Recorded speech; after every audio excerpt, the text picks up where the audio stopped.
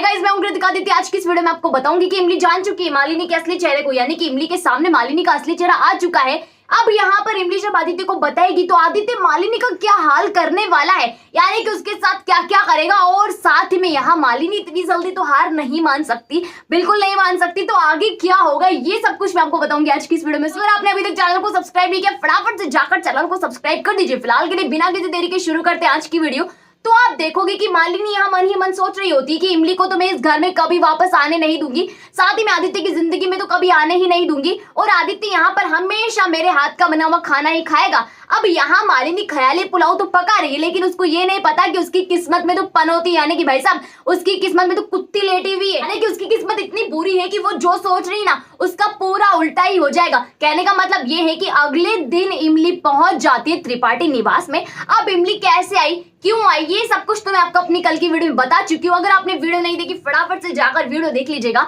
हालांकि होता ऐसा है, उनको पता चल जाता है जो बर्ताव अनु ने उनके साथ किया है ना, उन सभी चीजों की जानकारी जब देव को लगती है, देव बहुत गुस्सा हो जाता है और यहाँ अनु को जो खरी खोटी सुनाता है भाई साहब वो कमाल की होती है, यानी कि अनु के लिए यहाँ पर तगड़ा वाला इलाज कर देता है देव। साथ ही में अपनी बेटी को कहता है कि तुम्हें अपने ससुराल जाना चाहिए, क्योंकि इसकी बेटी की और इसके लक्षण बिल्कुल भी सही नहीं है, तुम्हारी पूरी जिंदगी बर्बाद कर देंगे। मीठी जब ये बात सुनती है तो मीठी को लगता है कि हाँ मेरी बेटी के साथ कहीं कुछ हो ना जाए, इसलिए वो इमली से कहती है कि देखो बेटा, तुम्हें अपने घर जाकर अपने ससुराल को संभालना चाहिए। कहीं ऐसा ना हो जाए कि मुझे संभालने के चक्कर में तुम खुद ही बिखर जाओ, और मैं तो यहाँ सिर्फ तुम्हारी खैरियत, यानी कि तुम अच्छी हो या नहीं हो ये जानने आई थी। तो मैं जैसे ठीक हो जाऊंगी मैं यहाँ से चली जाऊंगी। अब यहाँ पर देव पूरी जिम्मेदारी ले लेता है। इसके बाद आपको दिखाया जाएगा कि जैसे इमली त्रिपाठी निवास पहुंचती है, सभी लोग यहाँ पर सोचते हैं कि एक बला घर से गई थी वापस कैसे आ गई, यानी कि चंद दिनों की खुशियां थी जो यूं ही पानी में बह गई, यानी कि लड़की वापस से घर में आ गई। अब तो इसे झेलना ही होगा। अब यहाँ इमली आ चुकी है। मालिनी भी जैसे इमली को देखती तो एक बार तो उसे लगता है कि कहीं कोई ख्वाब तो नहीं है,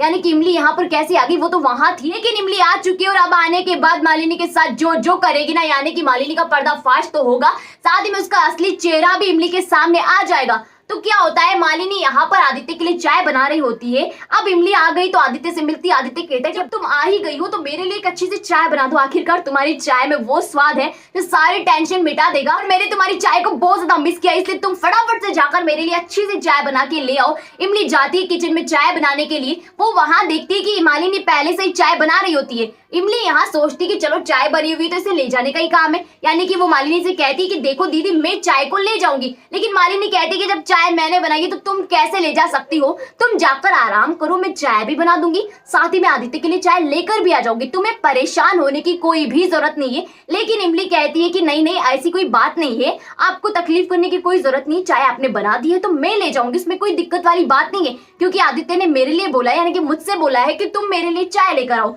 इसलिए मैं चाय ले जाऊंगी, तो उसमें कोई बड़ी बात नहीं हो जाएगी। मालिनी यहाँ सोच लेती कि कैसे बड़ी बात नहीं हो जाएगी, चाय मैं बनाऊं, यानी कि सारे पकवान मैं बनाऊं, सारी मेहनत मैं करूं, और तुम यहाँ उस मेहनत को छीन कर ले जाओ, ऐसा इम्पॉसिबल है। तुम्हें बहुत टाइम हो गया हक छीनते छीनते, लेकिन अब मैं तुम्हें हक छीनने नहीं दूंगी, यानी कि भाई साहब पूरे रुद्र अवतार में मालिनी यहाँ पर नजर आने वाली है। मालिनी डिसाइड कर लेती कि अब तो बेटा इसकी एक नहीं सुनना, यानी कि इसकी बात बहुत दिन हो गए मुझे सुनते सुनते, लेकिन अब तो ईंट का जवाब पत्थर से दूंगी। इसलिए मालिनी डिसाइड कर लेती कि चाय मैंने बनाई मैं लेकर जाऊंगी, और दोनों के वहां तगड़ी वाली बहस हो जाती है, और रिजल्ट ये निकलता है कि चाय का प्याला गिर जाता है। ना तो इमली चाय ले जाने के लायक रहती और ना ही मालिनी चाय ले जाने के लायक रहती है। लेकिन यहाँ एक फायदा होता है, मालिनी का चेहरा यहाँ इमली के सामने आ जाता है, उसे पता चल जाता है कि वाकई में इसके दिल में मेरे लिए कितनी ज्यादा नफरत भरी हुई है। बहन बहन सब झूठा दिखावा है, सब मोहप्रीत है, लेकिन ये लड़की जो है मेरे लिए इतना जहर अंदर मन में भर के बैठी है कि भाई साहब अगर बाहर निकल जाए ना तो सांप और नाक की तो जरूरत ही नहीं पड़े, सबको तो ये ही डस ले,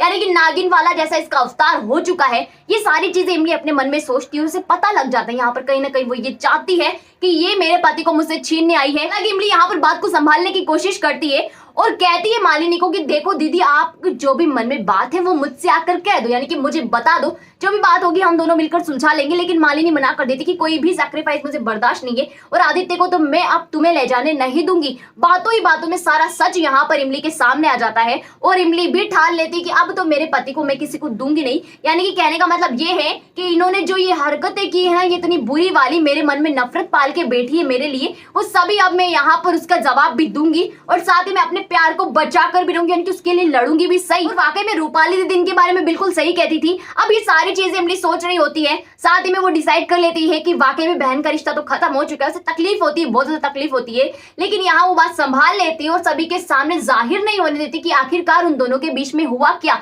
यानी कि इमली और मालिनी के बीच में क्या हुआ ये वो पता नहीं चलने देती। आदित्य को भी इस बात का ख्याल नहीं होता, यानी कि उसे पता नहीं चलता, लेकिन आदित्य को भी ज्यादा दिनों तक उससे ये बात नहीं छुपती, उसे भी पता चल ही जाता है। और जब आदित्य को इस बात का पता चलता है तो वो मालिनी की तगड़ी वाली क्लास लेता है और खबर लेता है और कहता है कि मैं प्यार तो सिर्फ इमली से करता हूँ, चाहे आप उसके लिए कितनी भी कोशिश कर ले, मेरे दिल में इमली का प्यार बदलने वाला नहीं है। और भाई साहब आप कितना ही कोशिश कर ले, साथ ही में आप कितनी ही चालें बिछा लीजिए, कितना ही मुझसे प्यार कर लीजिए, मगर मुझे माफ कीजिए, यहाँ मैं प्यार सिर्फ अपनी इमली से ही करता हूँ। मालिनी जैसे ही सारी बातें सुनती है तो उसका ईगो हर्ट होता है, और जैसे ही मालिनी का ईगो हर्ट होता है तो वो डिसाइड कर लेती है कि अब एक नई ऐसी चाल चलने वाली हूँ, यानी कि वो साम दाम दंड भेद सभी अपनाने में लग जाती है और डिसाइड करती है कि प्यार से बात नहीं बनी, यानी कि घी जब सीधी उंगली से नहीं निकलता तो उंगली को टैडी कर लेनी चाहिए, और यही काम वो करती है, यानी कि लीगल हक उसका जो है आदित्य के ऊपर, सबके सामने जो उसकी शादी हुई है, उसके परिवार वाले, उसके ससुराल वाले जो उसके साथ है, उनका फायदा उठाएगी और यहाँ पर आदित्य को फंसाने की कोशिश करेगी, साथ ही में ये जताने की कोशिश करेगी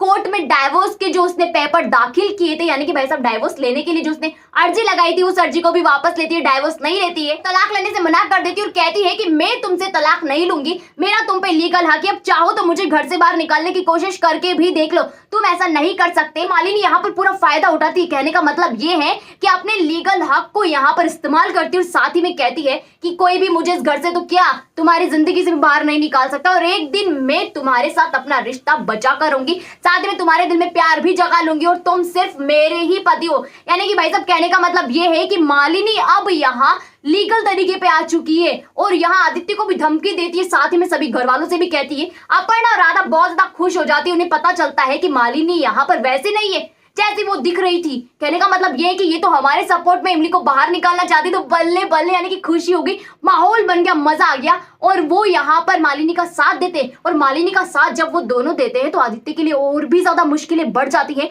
और इमली और आदित्य के रिश्ते में एक बार फिर से यहाँ दूरियां आ जाती है, लेकिन इमली बात को संभाल लेती है। आखिरकार पहली बीवी तो इमली ही है और यहाँ लीगल तरीके से भी इमली है, तो यहाँ मालिनी कितनी ही कोशिश कर ले, चाहे जो भी कर ले, लेकिन आदित्य को इमली से नहीं छीन सकती। उन दोनों का प्यार विश्व विजय अमर है, तो वो कभी भी यहाँ मिट नहीं सकता। तो ये सारी चीजें आपको दिखाई जाएंगी, उसी के साथ मैंने आपको आगे आने वाले अपकमिंग ट्विस्ट की जानकारी भी दे दी। अगर आपको मेरी वीडियो अच्छी लगी हो तो लाइक कीजिएगा, शेयर कीजिएगा, कमेंट करके मुझे ये बताइएगा आपको आदित्य की जोड़ी किसके साथ अच्छी लगती है, मालिनी के साथ अच्छी लगती है या फिर इमली के साथ अच्छी लगती है। ये चीज मुझे कमेंट सेक्शन में कमेंट करके जरूर बताएं। उसी के साथ जिन लोगों ने अभी तक चैनल को सब्सक्राइब नहीं किया, फटाफट से जाकर चैनल को सब्सक्राइब कर दीजिए, वही बाजू में नोटिफिकेशन के बेल आइकन का बटन है उसे भी प्रेस कर दीजिएगा, ताकि जब भी हमारी वीडियो है सबसे पहले आप तक पहुंचे बिना किसी रुकावट के।